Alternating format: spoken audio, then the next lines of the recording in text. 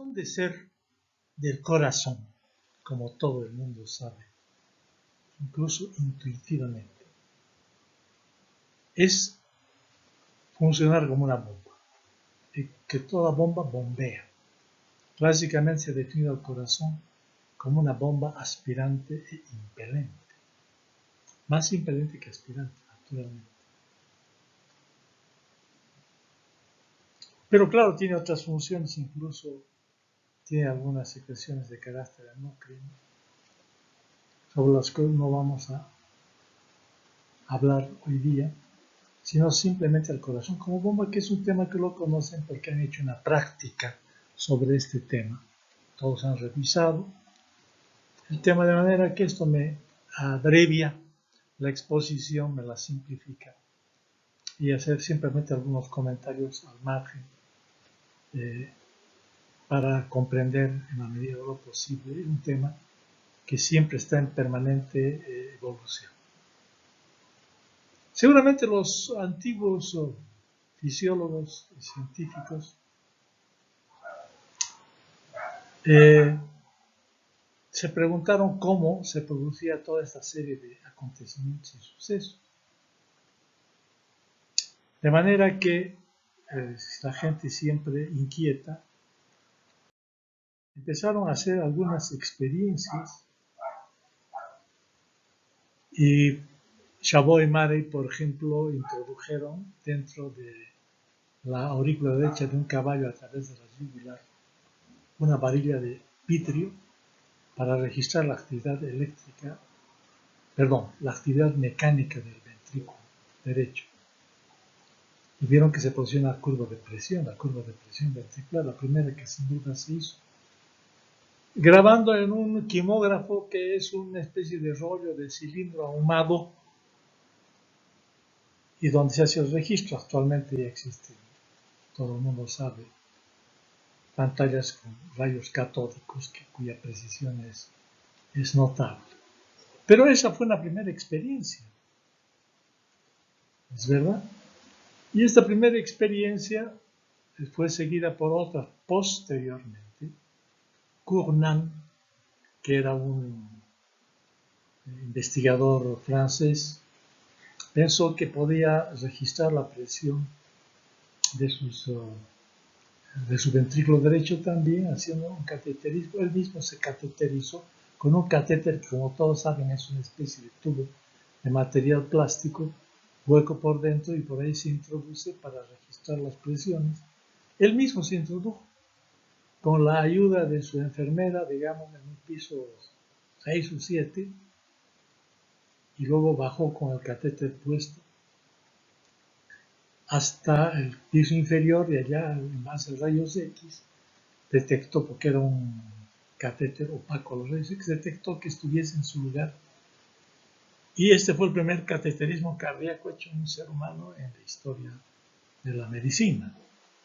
Y ahí empezó toda una serie de experiencias para cateterizar al corazón, introduciendo por el lado derecho, es verdad, por las venas cavas, por cualquier vena tributaria de las venas cavas, ya sean miembros superiores o miembros inferiores, y llegaban a la aurícula y al ventrículo derecho. Entonces, esto constituyó naturalmente ya una especie de rutina. Luego se empezó a cateterizar el ventrículo izquierdo en forma retrógrada, entrando por una arteria, digamos, veral o braquial, como también se llama, y luego o por miembro inferior, por la femoral, y retrógradamente se llegaba por la aorta descendente, se llegaba al callado de la aorta, del callado de la aorta se descendía por la aorta ascendente, y de la aorta ascendente se llegaba hasta el ventrículo izquierdo. Entonces empezaron a registrar incluso el ventrículo izquierdo. Hay muchas técnicas para abordar el corazón por funciones que se hacen incluso a nivel torácico, que solamente han quedado como un registro histórico. ¿Verdad? Lo que sí se hace, incluso actualmente, es entrando por el lado derecho, se llega, por ejemplo, entrando por la vena cava inferior a la aurícula derecha, y de la aurícula derecha hace una función a través del septum interauricular y se llega a la aurícula izquierda y de la aurícula izquierda hasta el ventrículo izquierdo, a través de la válvula mitral. Se aprovecha esta vía para, en casos de estrechamiento de la válvula mitral, inflar el extremo que tiene una especie de globito para abrir una estenosis mitral, lo cual se llama una valvuloplastía mitral. Bueno, hay una serie de hechos ingeniosísimos. El cateterismo cardíaco ha evolucionado extraordinariamente, ha dado una infinidad de información al corazón, del funcionamiento del corazón, y como estamos viendo, no solamente del funcionamiento del corazón, sino tratamientos, porque el hecho de ampliar una válvula mitral a través de un cateterismo cardíaco sin necesidad de abrir el tórax nos está indicando claramente que el cateterismo cardíaco es un procedimiento realmente ingenioso y de extraordinaria utilidad. Alguna vez sucedió en la Cleveland Clinic de los Estados Unidos que accidentalmente se entró el catéter a uno de los óstiums coronarios, se entró a la coronaria y ya estaba funcionando el equipo e inyectó material de contraste y se quedaron desesperados pensando de que iba a ocurrir una catástrofe. No le pasó nada al paciente y luego vieron el registro de una cinecoronariografía. Bueno, vieron una cinecoronariografía. Filmaron eso y la filmación diseñó a las arterias coronarias que ustedes conocen por anatomía, un hecho absolutamente revolucionario porque permitió registrar estrechamientos coronarios en pacientes que tienen cardiopatía isquémica, que ustedes saben, la cardiopatía isquémica resulta de la aterosclerosis, donde existen placas ateromatosas en las arterias coronarias, donde se produce obstrucción del flujo, provocando una enfermedad muy frecuente en el primer mundo y cada vez más frecuente en nuestro medio, que es la cardiopatía isquémica, dolor intenso en la zona que está siendo mal irrigada, etc., y que en grados extremos puede llegar incluso a infartarse, es decir, a necrosarse. Entonces, el cateterismo cardíaco ha hecho una serie de innovaciones extraordinarias y también se pueden abrir estos estrechamientos coronarios con la misma técnica de inflar un globito en la punta, se abre la coronaria y se restituye el flujo. A veces se vuelve a cerrar y se deja una especie de resorte espiral parecido a estos resortes de los bolígrafos. Ahí se deja y a veces impregnado de anticoagulantes y queda permanentemente abierto. Esto se llama stent y es uno de los procedimientos más frecuentes que se hace en este momento para la corrección de las estrecheces coronarias.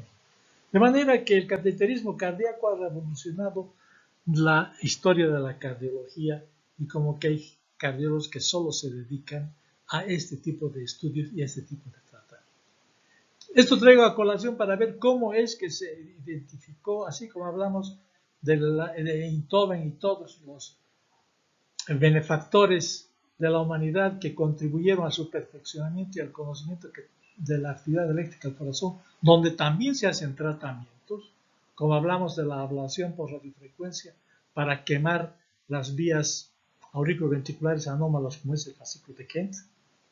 Aquí también no solamente estamos viendo que sirve para el estudio de la morfología cardíaca y de sus arterias coronarias, sino para corregirlas. De manera que es un acontecimiento realmente digno de mención y creo que este es el escenario y el momento para adelantar conceptos que ustedes perfeccionarán en los años venideros. Este es el momento de introducir el tema. Y por cierto, empezaron a hacer una serie de registros también de los ruidos cardíacos, como veremos en su momento, que a alguien se le ocurrió poner un micrófono en el tórax y en el precordio y a registrar los ruidos cardíacos. O sea que los ruidos cardíacos se los podía ver gráficamente. Pues eso ya consideraremos más adelante en detalle. En consecuencia, las presiones aórticas, las presiones ventriculares, luego la cuestión del volumen ventricular, sobre el que volveremos más luego, introdujeron ambos ventrículos dentro de un pletismógrafo de un animal, es decir, el corazón de un animal, y veían cómo iba ampliándose en el momento del llenado ventricular y retrayéndose en el momento de la sístole auricular, y eso se registró. Y esa es la curva de presión de volumen ventricular. Eso no se hace en el ser humano, naturalmente. El conocimiento que tenemos de la curva de volumen es un conocimiento extrapolado de los animales al ser humano. Y eso nos permite comprender el trabajo del corazón en sus diferentes fases. Eso hizo Vickers, el alemán, ¿entiendes? Sobrepuso el electrocardiograma,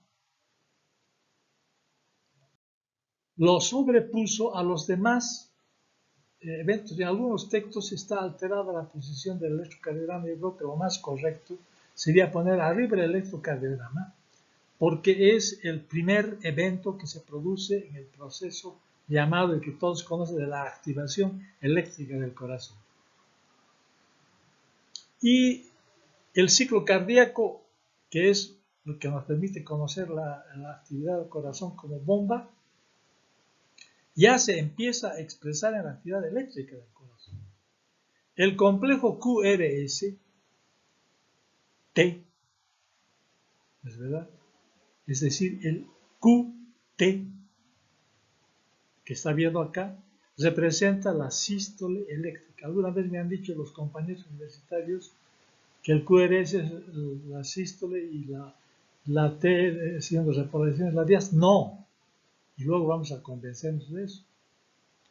El QT representa la sístole eléctrica y coincide, anticipándose naturalmente, porque el acontecimiento eléctrico precede al acontecimiento mecánico, que es la contracción misma, y este precede al acontecimiento hemodinámico, que es la expulsión de la sangre y al movimiento de la sangre. Eso es la hemodinámica. Entonces, se sucede en orden cronológico, claro, en fracciones de segundo, pero esa es la secuencia. En consecuencia, el QT representa la sístole eléctrica y el TQ del ciclo subsiguiente representa la diástole eléctrica. ¿Es verdad? Ahora bien, yo quiero decir siempre una cosa, porque a veces en las pruebas que realizamos con los compañeros universitarios me confunden el electrocardiograma, que es una actividad eléctrica, con la actividad mecánica que están viendo ustedes acá. No es lo mismo. Aquí se sabe que se contrae. No, aquí no se contrae nada. Aquí en el electrocardiograma no se expresa ningún evento mecánico. Aquí no se contrae nada. Aquí simplemente hay una actividad eléctrica. Aquí hay un proceso de activación y hay un proceso de repolarización del corazón. Punto. Naturalmente que la actividad eléctrica es muy importante, porque la actividad eléctrica va a promover a través de los túbulos T del sistema T del músculo cardíaco, la liberación de calcio, la entrada de calcio dentro de la célula, ¿no? Llegando hasta los receptores de rianodina del retículo endoplásmico liso, para liberar más calcio que se encuentra dentro de él. Y esto es lo que se llama la chispa de calcio, porque efectivamente enciende el proceso del mecánico del corazón, porque el calcio, llegando hasta la troponina C, va a hacer que esta exhiba los sitios activos de la actina para que funcionen los brazos de la miosina y se produzca el deslizamiento de los filamentos delgados sobre los gruesos. Y luego regresa, ya entramos en la parte mecánica, pero aquí el mensaje es, el electrocardiograma es como el encendido de un vehículo. Usted antes de poner en marcha su auto, lo que pasa es hacer contacto. Ahí está la actividad eléctrica. Todavía no está andando, todavía no está girando las ruedas, todavía no está funcionando el motor. Cuando empieza a funcionar el motor, entonces ya es otro acontecimiento que efectivamente es también mecánico. Creo que el ejemplo está bien puesto. Bueno, entonces, primero la actividad eléctrica del corazón Y aquí tenemos el ciclo cardíaco con su sístole y su diástole, y el QT representa la sístole eléctrica y el TQ la diástole eléctrica. Matemáticamente no coincide en el tiempo con la actividad mecánica, reitero, porque una viene a continuación de la otra. Tiene que haber un acoplamiento entre la actividad eléctrica y la actividad mecánica. Esa es la razón de ser de la actividad eléctrica del corazón. Esa es la razón de ser de la actividad eléctrica del corazón. Por eso el proceso de activación está muy bien puesto, porque ahí empiezan todos los acontecimientos que vienen a continuación.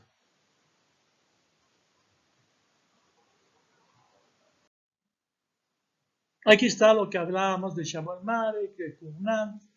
No es verdad que se hizo primero en el caballo, luego vino Cournant, y luego hizo con catéteres flexibles, ingresando al corazón. Todo lo que acabo de decir aquí está más o menos esquematizado. ¿No es verdad? Ese es el catéter, ¿no es verdad? Y por acá se entra retrógradamente, siguiendo el curso de las venas. Se sigue, se ingresa a la aurícula derecha. ¿No es verdad? Y retrógradamente hablando de las arterias. Eso ya lo hemos dicho y no voy a repetir. Eso es lo del pletismógrafo que les señalaba antes, ¿no? Esto se ha hecho en animales de laboratorio. El pletismógrafo es el que registra el cambio de volúmenes. ¿Es verdad? Eso es lo que registra un pletismógrafo, ¿no?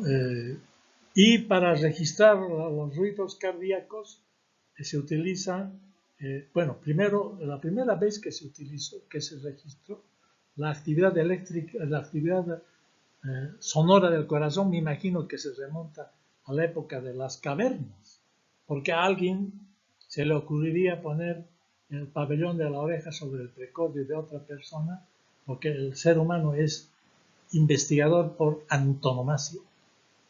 Esa es su razón de ser. Y descubrió y escuchó por primera vez los latidos del corazón, con absoluta seguridad. Esto sucedió en alguna caverna de la época prehistórica, de la que somos descendientes además, porque los cavernícolas son nuestros predecesores. Pero después los clínicos lo que hacían era, para escuchar el corazón, era colocar una especie de paño por razones higiénicas y éticas para escuchar los ritmos cardíacos. Hasta que a Laennec, ¿no es verdad?, se le ocurre hacer un rollo de cartulina y poner sobre la superficie corporal de una persona, el precordio de una persona, y resulta que escucha mejor los ritmos cardíacos.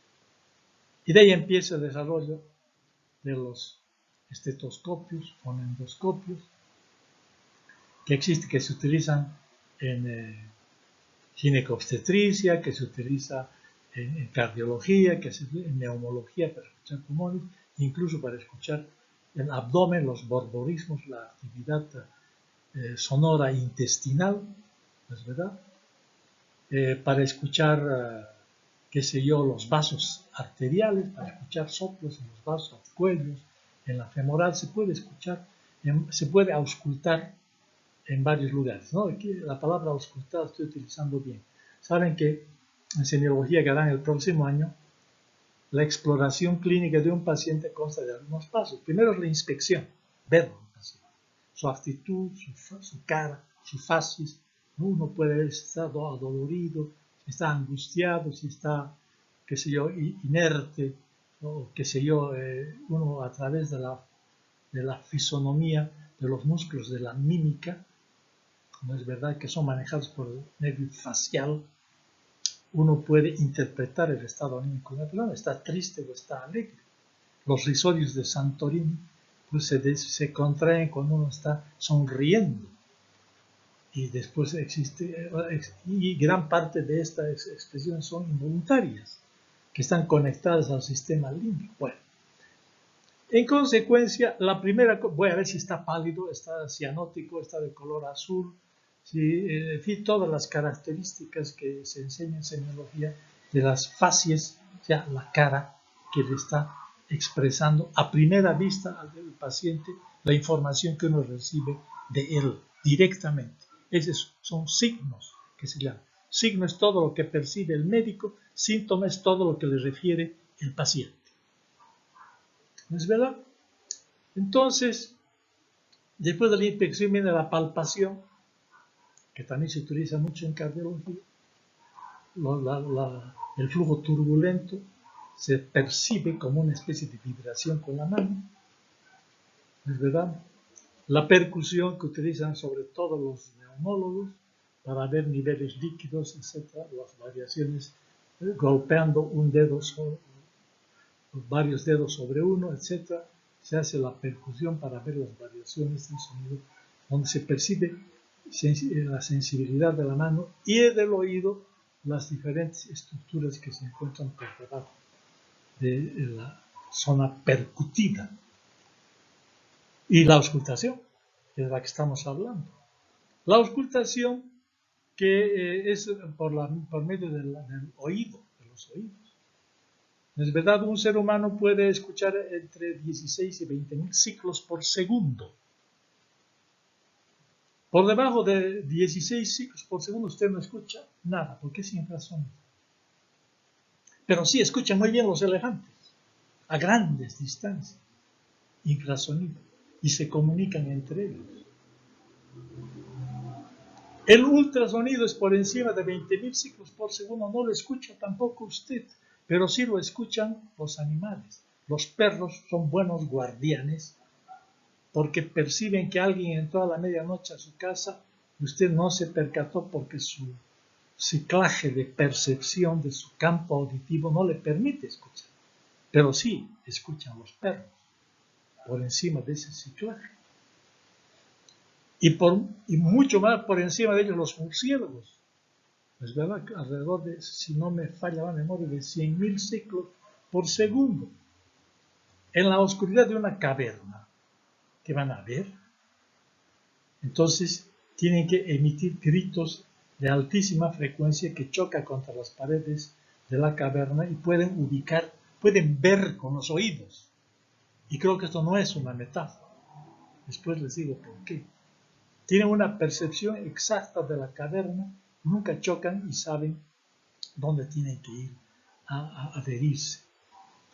Eso pasa también con las ballenas.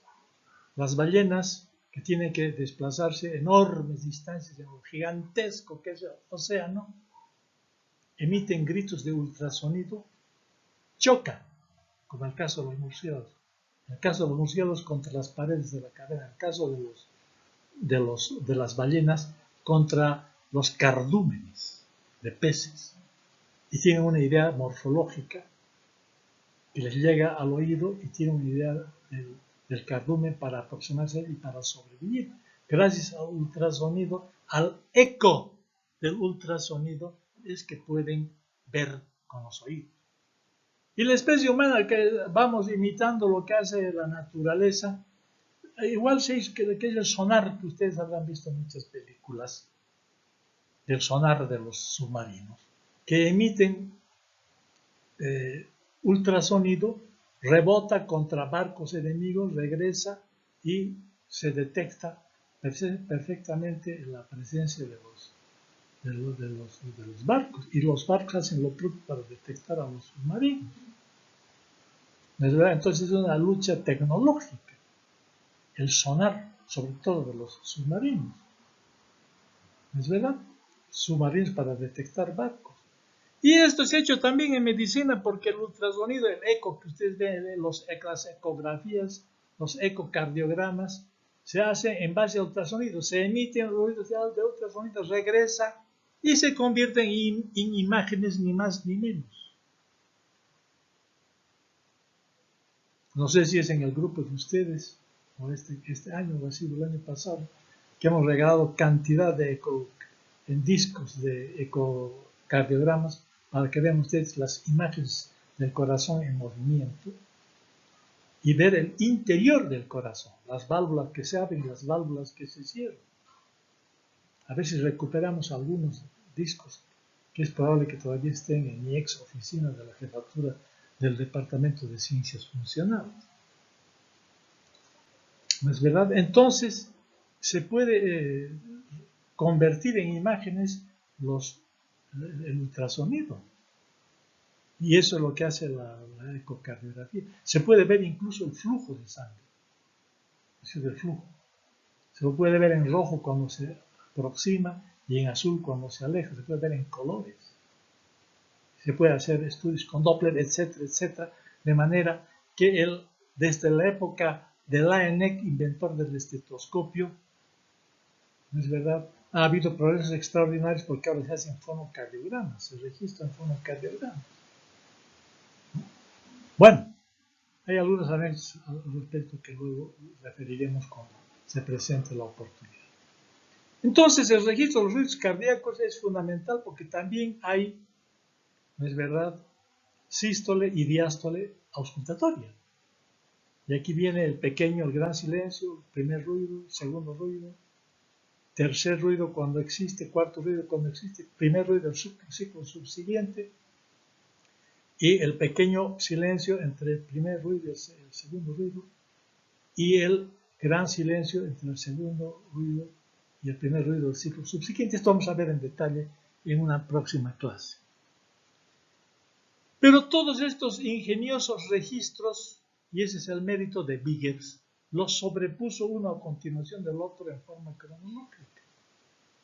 Y así uno correlaciona un acontecimiento con otro, un acontecimiento eléctrico, un acontecimiento mecánico, y sonoro y hemodinámico, y uno empieza a darse una idea de cómo funciona el corazón como bomba.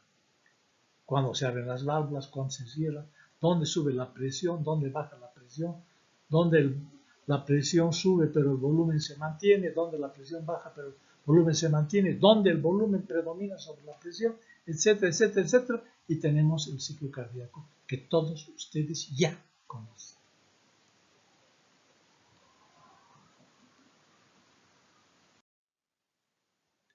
Bueno, eso es lo que digo del polígrafo de Biggers, ¿es verdad? Donde a través de todos estos métodos gráficos sobrepuesto una especie de polígrafo, ¿no es cierto? Una especie de secuencia de registros que nos permiten comprender el ciclo cardíaco. Yo una de las preguntas que hice en mis grupos fue el decir, ¿qué utilidad, qué expresa el diagrama de Biggers? Esa es la respuesta, todos me la han contestado como es natural, porque de eso se trata.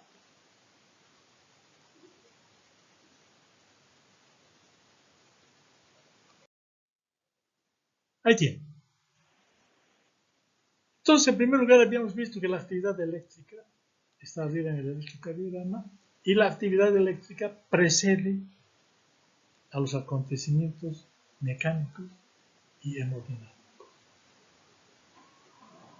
Rápidamente, porque esto ya es conocido bastante por ustedes, después de la actividad eléctrica se produce el acoplamiento excitación-contracción, como ya lo hemos relatado, y luego se contrae el ventrículo. Aquí tomamos como ejemplo el ventrículo izquierdo, que es el más florido en cuanto a sus manifestaciones mecánico-hemodinámicas por su volumen y condiciones. Entonces sube la presión hasta que aquí vence los 80 milímetros de mercurio, que son los reinantes en la raíz de la aorta, en ese momento en condiciones de la diástole aórtica, digamos, de las presiones diastólicas aórticas. Entonces, cuando vence esa presión, se abren las válvulas sigmoidales aórticas y se produce un aumento de la presión hasta 120 milímetros de mercurio, que coincide con el vaciamiento ventricular, porque esta es la curva de volumen ventricular. Aquí suben las presiones y aquí disminuyen los volúmenes. ¿Qué sugiere eso? Expulsión del contenido de sangre del ventrículo a la aorta. Antes partíamos de una en la que estaba pletórico el ventrículo izquierdo, lleno de sangre, ¿es verdad? Y en ese momento empieza la actividad eléctrica, se acopla a la actividad mecánica, mediante el acoplamiento, excitación, contracción, empieza a contraerse, la presión sube hasta vencer ese obstáculo, sube, sube, sube, y tanto ventrículo izquierdo como aorta constituyen una cavidad común durante unos instantes. Se produce la fase de eyección rápida, lenta, reducida, de acuerdo a la clasificación de Biggers, y naturalmente aquí empieza a disminuir el volumen ventricular porque se está vaciando el ventrículo. Una vez llegada, fíjense, aquí está el QT, queridos compañeros.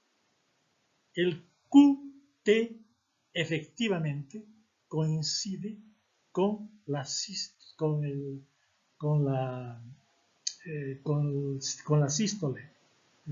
ventricular y con la subida de las presiones y con el vaciamiento ventricular. Entonces, un poquito precede, ¿no? Hemos dicho, precede una fracción de segundo, de manera, pero globalmente hablando, el QT representa la sístole eléctrica que coincide con pequeñas variaciones de tiempo con la sístole ventricular, la sístole aórtica y el vaciamiento del volumen ventricular. En consecuencia, aquí no cabe la menor duda de que el QT es la sístole eléctrica. Ahora bien, una vez que se ha vaciado, hay un periodo en el que cae la presión. Fíjense ustedes, cae la presión, no es verdad, y no entra ni sale sangre. En consecuencia, hay una fase isovolumétrica diastólica o de relajación. Aquí se relaja el ventrículo. Entonces, la fase de relajación isovolumétrica. ¿No es verdad? Ya empieza la diastólica. Entonces, una vez que ha superado, ¿no es verdad?, la presión aórtica, la presión auricular a la presión ventricular, a las presiones diastólicas ventriculares, entonces pasa sangre de la aurícula al ventrículo, de la aurícula izquierda al ventrículo izquierdo. Yo les preguntaba a mis compañeros universitarios de mis grupos, ¿por qué pasa la sangre de la aurícula izquierda al ventrículo izquierdo? Alguien me dijo por gravedad, pero no, una persona que se pone de cabeza, que se para de manos, igual está pasando la sangre de la aurícula izquierda al ventrículo izquierdo, ahí no juega nada la gravedad, incluso está contra la gravedad. Lo que pasa es que hay un gradiente de presiones, ahí está la clave. Ese gradiente, ¿qué quiere decir? Ese desnivel de presiones. Es mayor en ese momento la presión en la aurícula izquierda que en la fase diastólica del ventrículo izquierdo. En la diastólica inicial, que se llama. Porque va aumentando hasta aumentar y se produce la presión diastólica final, donde va aumentando y se cierra, ¿no es cierto?, la válvula auricular. Bueno, aquí estamos en la fase diastólica inicial. Entonces el gradiente, ¿no?, de sangre debe ser de unos 5 milímetros aproximadamente. Entonces se produce el llenado ventricular rápido porque se precipita la sangre dentro del ventrículo izquierdo. ¿La sangre de dónde procede? ¿Solo de la aurícula izquierda? No, pues la aurícula izquierda es chiquita. Procede también de las venas pulmonares, derechas, izquierdas, superiores e inferiores. Está procediendo de todo, es un volumen de sangre muy grande que está pasando de la aurícula al ventrículo por este gradiente de presiones que está en favor de la aurícula izquierda. Hasta que llega a más o menos llenarse y se produce, aquí está, fase de llenado ventricular rápido, esta es la fase de diastasis o fase de llenado ventricular lento, y aquí se contrae la aurícula para rematar el proceso de llenado. ¿Es verdad? Se produce la última fase, que tiene una importancia entre alrededor de un 30% para el llenado ventricular. Por eso en las patologías donde no hay contracción de la aurícula, como ocurre en la fibrilación auricular, que es una arritmia muy frecuente y crónica, naturalmente el llenado ventricular está disminuido, porque le falta esta sístole auricular. En la fibrilación auricular prácticamente no hay sístole, es verdad, está tremulando a la aurícula izquierda como una bolsa de gusanos. Alguna vez he comparado a esa comparación poco elegante, pero que expresa lo que más o menos sucede. Entonces, en los pacientes que están en fibrilación auricular, es decir, no hay onda P en los pacientes que están fibrilando. Yo me aprovecho de la circunstancia para hacer algunas explicaciones complementarias. No hay onda P que precede a la sístole auricular. No hay onda P que se suceda así. Es unas ondas de fibrilación, unas ondas minúsculas, F minúsculas se llaman, que no provocan una adecuada contracción de la aurícula. Por tanto, funcionalmente está inerte. Entonces le falta ese 30% para cumplir el llenado ventricular con la sístole auricular, que es la última fase de la diástole ventricular, como todos saben. De manera, pero estamos hablando aquí de fisiología, simplemente es un matiz expositivo. Se produce la sístole auricular que termina de llenarse el ventrículo. ¿Es verdad? Entonces, estos básicamente son los acontecimientos. Las presiones están aquí claramente expresadas, también las aurículas juegan un rol importante, y los ruidos cardíacos, aquí están solo 2, pueden ser 4, ya veremos eso en su momento. El primer ruido cardíaco coincide con la fase isovolumétrica sistólica, de contracción isovolumétrica o isométrica. ¿Por qué decís isométrica? Porque no varía el tamaño del ventrículo, mantiene su tamaño. Lo que pasa es que está contraído y se está adosando fuertemente sobre su contenido de sangre. Pero sube la presión, pero el volumen no varía. Y esto coincide con el primer ruido cardíaco, porque en el primer ruido cardíaco se cierran, ya veremos en su momento, las válvulas auriculoventriculares, ¿no es verdad? Y se prolonga la vibración, y esto es lo que nos produce el primer ruido cardíaco, que está coincidiendo, ¿no es verdad?, con el cierre valvular mitral tricuspideo. Y el segundo ruido ya veremos en su momento, pero aquí tenemos la imagen que nos vamos a aprovechar para señalar. El cierre aórtico nos va a dar el segundo ruido cardíaco. Y sus vibraciones se van a prolongar un poco más, ¿cierto? El momento del cierre. Esto vamos a hablar en detalle más adelante, pero aquí estamos ya adelantando algunas ideas que me parecen fundamentales para correlacionar el conjunto del funcionamiento del corazón como tal. Entonces, aquí ya tenemos un esquema de todo lo dicho, de todo ya revisado por ustedes. Es una especie de repaso en realidad, donde estamos dando algunos pequeños detalles para matizar nuestra exposición. De manera que para estudiar la diástole sirve mucho la curva de volumen. La sístole sirve mucho las curvas de presión. ¿Es verdad? Orientan mucho. Hay que integrar todo. Ya hemos dicho, el electrocardiograma expresa la activación del corazón, las curvas aórtica y ventricular registran presiones, el fonocardiograma, los ruidos cardíacos, la curva de volumen, el volumen ventricular, y el conjunto del diagrama expresa, de Biggers, expresa las fases del ciclo cardíaco y nos da una idea bastante precisa del funcionamiento del corazón como bomba en sus diferentes fases. Si quisiéramos sintetizar, este es un esquema muy esquemático, pero acéptenmelo por favor. Si quisiésemos resumir todo lo dicho en pocas palabras, tengo que hacer una curva de presión. Aquí se expresa la presión en las ordenadas. Ahí están milímetros de mercurio que me expresan presión, ¿no es verdad? Y aquí en las abscisas es el volumen. Aquí está en mililitros. Aquí cuanto más se llena, más va a ir hacia la derecha. Cuanto mayor es la presión, más hacia arriba. Y entonces tenemos aquí una curva de presión-volumen.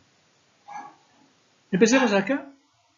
En la apertura de la válvula mitral, estamos hablando del ventrículo izquierdo, lo propio es lo mismo para el ventrículo derecho.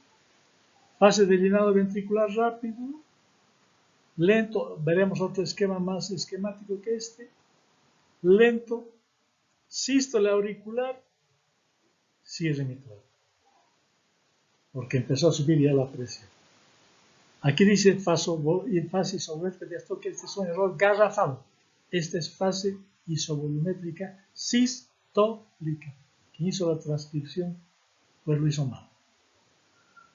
Aquí se abre la válvula aórtica, cuando la presión llegó a 80 veces de mercurio, la fase de eyección o de vaciamiento, siguiendo el camino contrario al del volumen, aquí se va llenando, aquí se va vaciando. Cierre aórtico, segundo ruido cardíaco. Empieza a caer la presión, empieza a caer la presión, empieza a caer la presión hasta que se abren las válvulas, se abre la válvula mitral. Entonces, alguna vez he hecho una pregunta a mis grupos. ¿Cuál es aquella fase en la que cae la presión y el volumen se mantiene constante? Fase isovolumétrica diastólica o de relajación, como también se llama. ¿Es verdad? ¿Cuál es aquella fase en la que sube la presión y se mantiene más o menos estable el volumen? Fase isovolumétrica sistólica, etc. Entonces, aquí al centro está la relación entre presión y volumen y aquí está expresado en esta área el trabajo ventricular. Entonces ahí está resumido todo lo que hemos dicho en poquísimas palabras. Está resumido ahí. ¿No es verdad? Aquí está lo dicho anteriormente. Ahora, el vaciamiento del ventrículo izquierdo y del derecho no es completo nunca. Solo se vacía alrededor de un 60%. Algunas cifras, algunos ecocardiografistas prefieren pensar que por encima del 55%, ¿no? Pero en realidad nosotros ya lo esquematizamos para que resulte un 100% y sea fácil tener la idea del tema. Que queda dentro del ventrículo el 40% y se vacía el 60%. A eso se llama la fracción de eyección. Hay una forma. Volumen diastólico, ya veremos eso. Final más volumen sistólico final sobre volumen diastólico final por 100 se expresa en porcentaje. Este es el 60%. Entonces quiere decir que en el momento del llenado ventricular el ventrículo no estaba vacío. Ya estaba semilleno. 40% semilleno, 50% sería verdaderamente semilleno. Entonces, ya estaba semilleno el ventrículo izquierdo, porque no se vació en el ciclo precedente, en la fase de eyección o de vaciamiento precedente, no se vació todo, como a priori uno pudiese imaginarse. No se vació todo, se vació parcialmente. Pero qué eficiente es el corazón. ¿Por qué? Le diría, no, pero fíjese, si no vacía todo, entonces no es tan eficiente. ¿Qué está usted diciendo eso? No. Hay otro concepto que es la fracción de acortamiento. Si ustedes miden los diámetros sistólico y diastólico del corazón, ya hacían la siguiente operación, diámetro diastólico menos diámetro sistólico sobre diámetro distólico por 100, he dicho en palabras sencillas. Si ustedes hacen la diferencia entre el diámetro grande del ventrículo izquierdo en diástole y el diámetro menor del ventrículo izquierdo en sístole, ¿cuánto se habrá contraído en porcentaje? 33%. Una tercera parte. Apenas. Y sin embargo, contrayéndose apenas un tercio, es capaz de expulsar 2/3 del volumen sanguíneo allí contenido. ¿No es esa una máquina eficiente? Porque ¿qué es la eficiencia? Que es conseguir un objetivo con el menor gasto de energía posible. Y eso hace el corazón.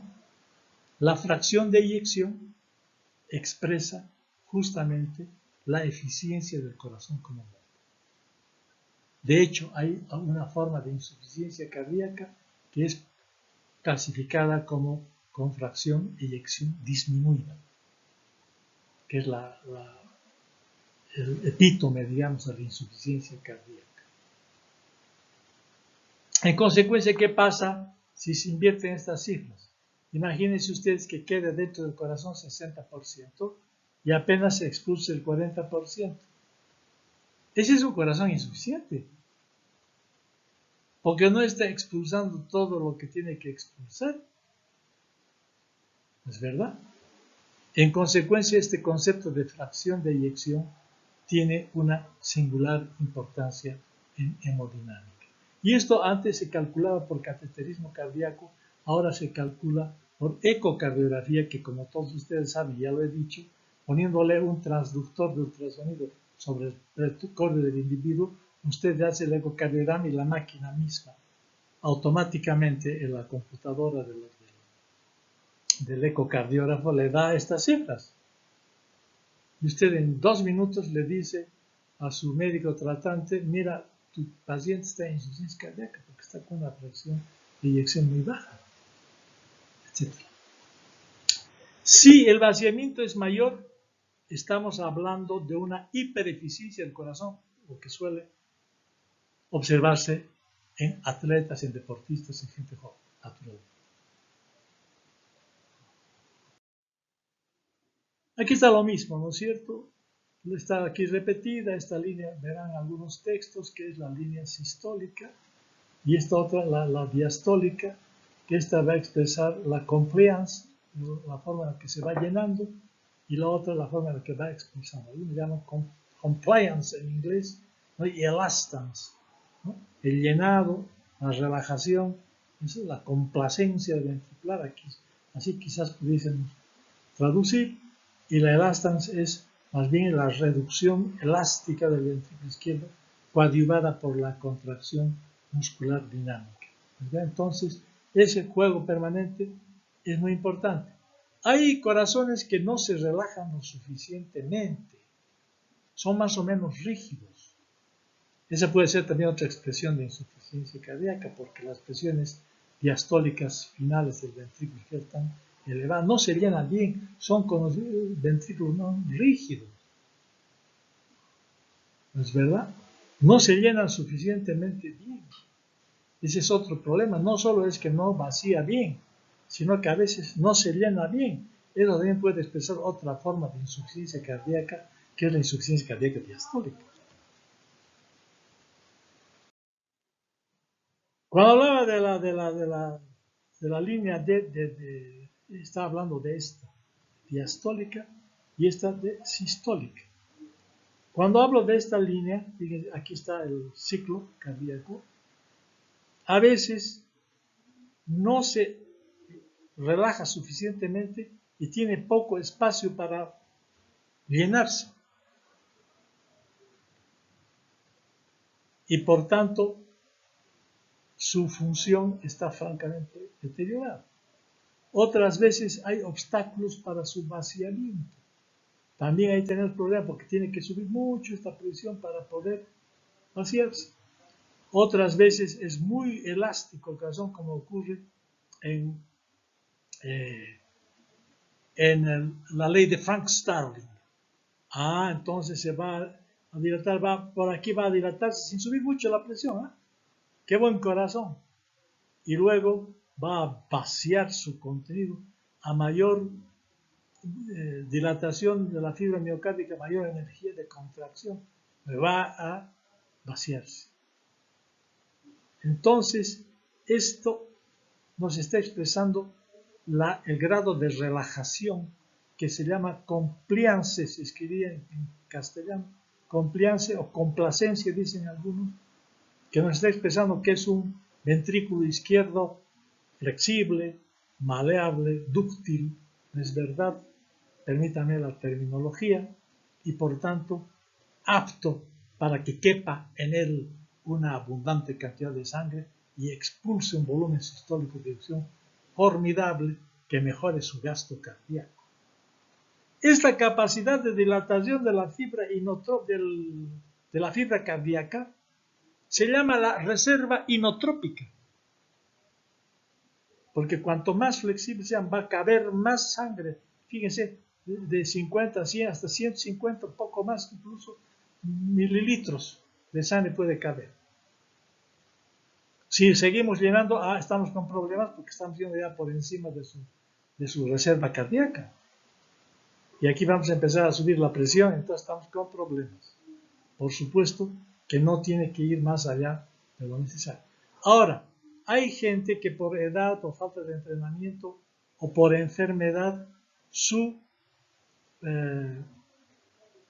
capacidad de llenarse, su adaptabilidad, su permisibilidad, dice Gaito, ¿no es verdad?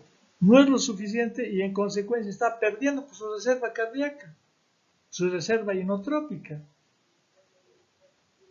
Y por supuesto va a entrar en insuficiencia cardíaca también. O sea, otra forma de definir la insuficiencia cardíaca sería decir, es cuando ese corazón pierde su reserva cardíaca.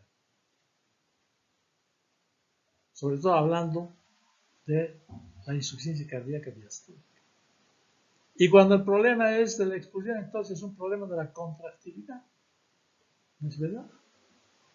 Entonces, este tipo de esquemas nos permiten comprender adecuadamente la función ventricular, en este caso diastólica. La función sistólica la estudiamos con esta línea.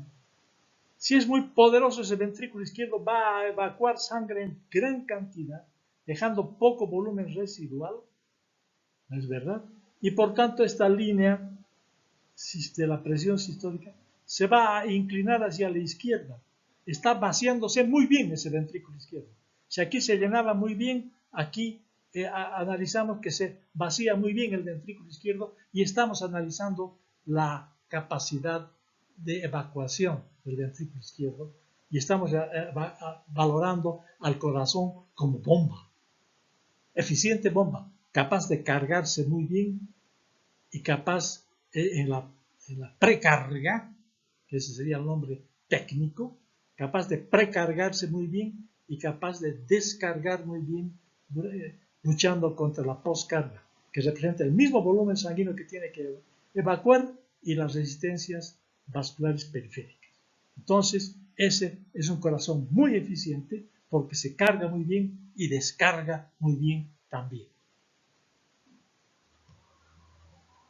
E insuficiencia cardíaca, imaginen lo contrario. Lo que hemos dicho, se vacía un 60%, queda un 40%, la contracción es de un 33%, lo cual constituye la fracción de acortamiento, que es un concepto que tendremos que incorporar en nuestras conversaciones. Hablamos del corazón hipereficiente, etc.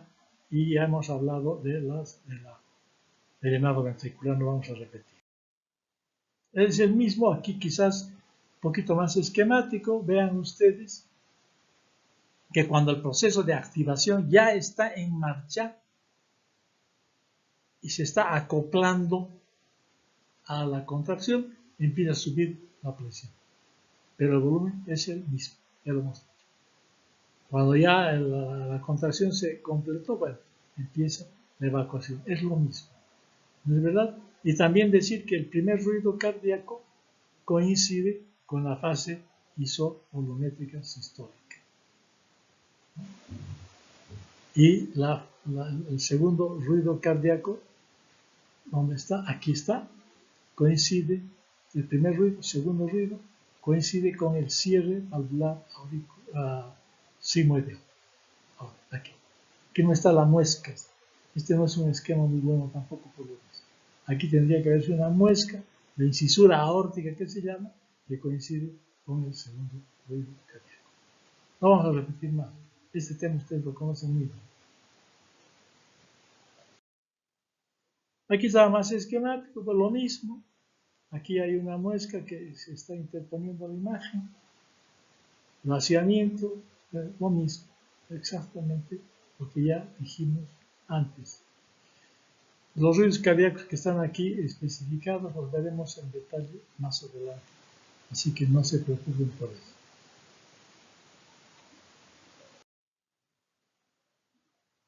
Aquí está lo que decía antes, ¿no es verdad?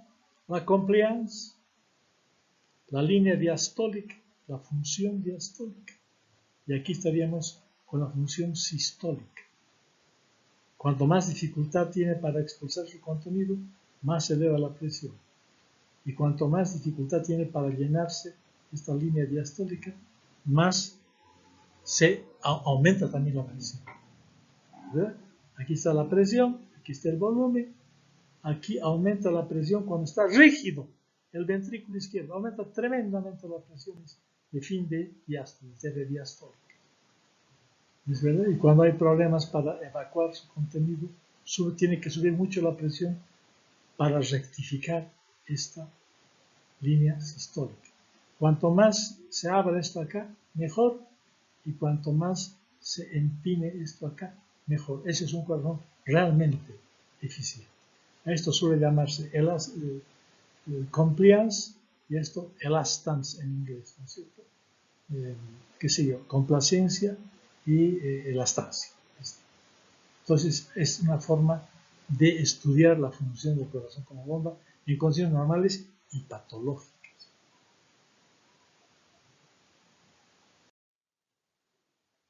Ya hemos dicho que la mejor fórmula para el cálculo de la fracción de eyección es volumen final de diástole menos volumen de final de sístole, ¿no es verdad? Sobre volumen final de diástole multiplicado por 100 nos va a dar, que sea en este caso, más igual o mayor a 65%. Algunos ecocardiografistas con los que he intercambiado ideas me dicen que estas cifras son un poquito altas y que habría que bajar unos 10%. A partir de 55% consideran ellos que es una fracción de eyección normal. En cifras redondas solemos decir 60%. Aquí está la fracción de acortamiento, ¿verdad? Diámetro diastólico mayor, diámetro diastólico menos diámetro sistólico sobre diámetro diastólico por 100. Lo normal es, ya hemos dicho, 33%. Esto se puede medir por ecocardiografía, sobre todo por ecocardiografía modo M, ¿es verdad? Se puede medir muy bien estos diámetros en sístole y en diástole. Muy sencillo, haciendo un ecocardiograma en el modo M, que es el primer modo que apareció en ecocardiografía. Naturalmente que un sujeto que está en insuficiencia cardíaca, que ha agotado su reserva cardíaca, que tiene una fracción de eyección deteriorada, que tiene una fracción de acortamiento deteriorada, no está llenando las expectativas, digámoslo así, permítame, del organismo en su conjunto, no está llenando los requerimientos metabólicos del organismo en su conjunto, en diferentes circunstancias fisiológicas, como es, por ejemplo, practicar deporte. Es una cuestión fisiológica. Como es subir gradas de un edificio, 3, 4 pisos, qué sé yo, lo que fuese. Como es correr para tomar el micro, o llevando o caminando simplemente. Entonces hay sujetos que empiezan a limitar su actividad física y eso se llama disnea, es esa dificultad para respirar. ¿Por qué tiene dificultad para respirar el insuficiente cardíaco? Porque aumentan las presiones venocapilares pulmonares. Entonces por eso tiene dificultad para respirar. Por eso cuando hay disnea, o sea, dificultad respiratoria, a grandes esfuerzos, entonces estamos calculando que la presión venocapilar todavía no está muy elevada. Conforme aumenta la presión venocapilar pulmonar, entonces el sujeto va limitando su actividad física, incluso hasta tener dificultades para hablar. ¿Es verdad? Entonces, ese es un corazón insuficiente y naturalmente la insuficiencia cardíaca de una manera muy general es lo que acabamos de decir, que no cumple los requerimientos metabólicos del organismo en los diferentes momentos fisiológicos, incluso en reposo. ¿Es verdad? Pero no solamente existe un compromiso del propio corazón que para compensar sus dificultades empieza a aumentar su número de sarcómeros por informaciones que recibe el ADN del núcleo celular de los cardiomiocitos que dicen la cosa no funciona, tienes que sintetizar más proteínas contráctiles, más miocina, más acción. Y cuando ya no puede más, empieza a apelar a otra serie de genes más primitivos, como son genes fetales, en que empieza a producir isoformas de miocina fetal. que ya no son efectivas. Entonces es un corazón de mala calidad. Y por otra parte, eso es en la dilatación, las fibras se ponen, los sarcómeros se ponen en fila, digamos así, en serie, y en la hipertrofia se ponen en paralelo, empieza a engrosarse el ventrículo. Todo esto, para compensar al principio, sirve, pero a la postre es contraproducente, ya que un corazón hipertrófico no va a ser muy elástico y su compliance, su capacidad de recibir volumen sanguíneo disminuye porque pierde su elasticidad. De manera que al principio puede estar funcionando, pero a la postre se convierte en un círculo vicioso, como se dice vulgarmente, a un proceso de retroalimentación positiva, pero deteriorando la función del corazón. Entonces la disnea es una forma de evaluar la función cardíaca, que es lo que nos refiere el paciente. Es un síntoma, ¿es verdad? Aunque a veces puede ser un signo si usted ve a un sujeto jadeando, pues naturalmente está con dificultad respiratoria. ¿No es verdad? Entonces, además, en la insuficiencia cardíaca no solamente es el corazón que está comprometido, sino que hay componentes del sistema nervioso autónomo. Empieza a predominar el sistema simpático, empieza a aumentar la descarga catecolamínica.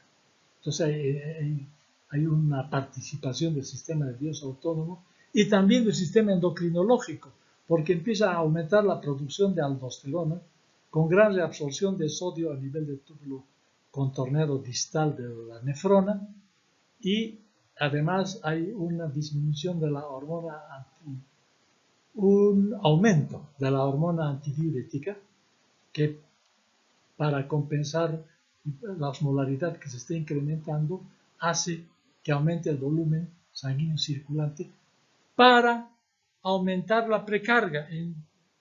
Ese sería el objetivo.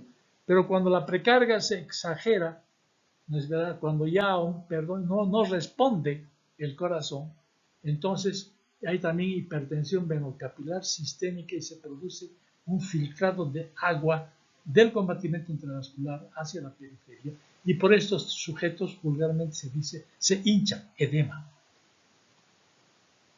¿no? Donde las presiones de Starling de los vasos capilares, la presión hidrostática supera la presión oncótica, entonces se pierde el líquido al intersticio y están reteniendo sodio en gran cantidad y agua en gran cantidad que ya no cabe dentro del compartimento intravascular y tiene que buscarse espacio en el intersticio. Edema o anasarca cuando es total, incluso ascitis cuando es además en la cavidad peritoneal y pleural, también puede haber derrame pleural. Entonces, los sujetos empiezan a hincharse, permítanme la vulgaridad, se llenan de agua, aumenta su volumen, aumenta su peso corporal, porque el riñón está fallando, viene a ser la víctima inocente de la insuficiencia cardíaca del riñón, porque no está eliminando el volumen de sodio y de agua que tendría que eliminar normalmente.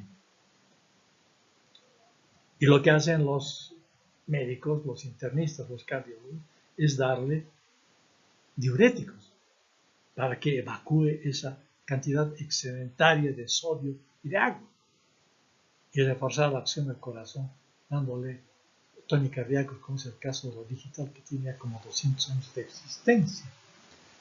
Pero cada vez más se está prefiriendo evacuar, ¿no es cierto?, el excedente de agua y de sodio para que mejore el funcionamiento del corazón.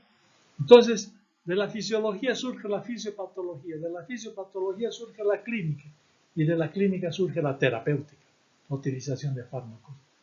Y a veces habrá que operar cuando hay fallas valvulares o cuando hay problemas coronarios, incluso llegarse al trasplante cardíaco.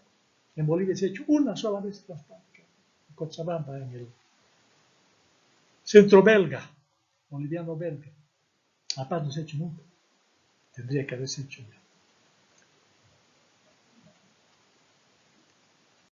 Gracias, compañeros. Seguiremos conversando al respecto más adelante, en la próxima clase.